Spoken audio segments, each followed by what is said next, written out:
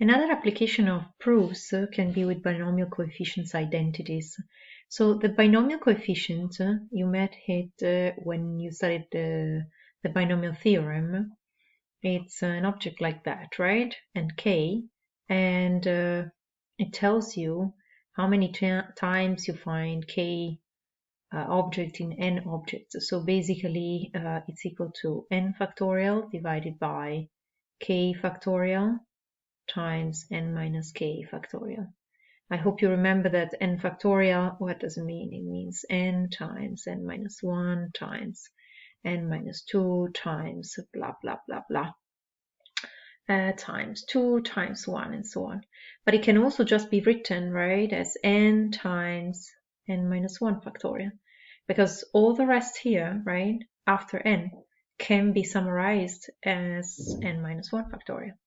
Or it can be written as n times n minus 1 times n minus 2 factorial, right?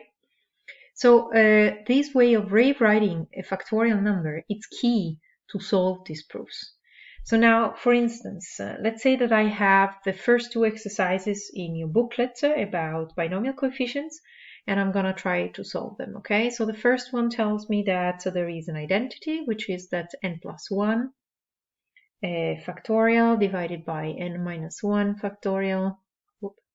It's actually an identity, and it's equal to n times n plus 1. So I'm just going to work out the left-hand side, okay? And I'm going to develop a way to rewrite this n plus 1 factorial into n plus 1 times n minus 1 factorial. And I can stop here because I see that now I have a factor that it's appearing also in the denominator. So a way to solve this exercise was just to looking at the denominator and saying, oh, but then I need just to develop the first term here in the numerator up to the n minus 1 term, okay? So this one, of course, this has a term that cancels out this term, and therefore this one is n plus 1 times n. That can be, of course, rewritten, right, as n times n plus 1. So QED, this is QED. We have demonstrated that. The second exercise tells me that there is another identity. So it's n plus 1 factorial plus n factorial divided by n minus 1 factorial. So it's a bit the same here.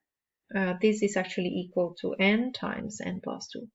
I'm going to adopt, okay, the same strategy that I used above. So I will rewrite the left-hand side in such a way that I get to the term n minus 1 factorial. So I'm going to rewrite n plus 1 factorial as n plus 1 times n minus 1, and I will stop here. This is factorial, plus n factorial will become n times n minus 1 factorial, and then divided by n minus 1 factorial.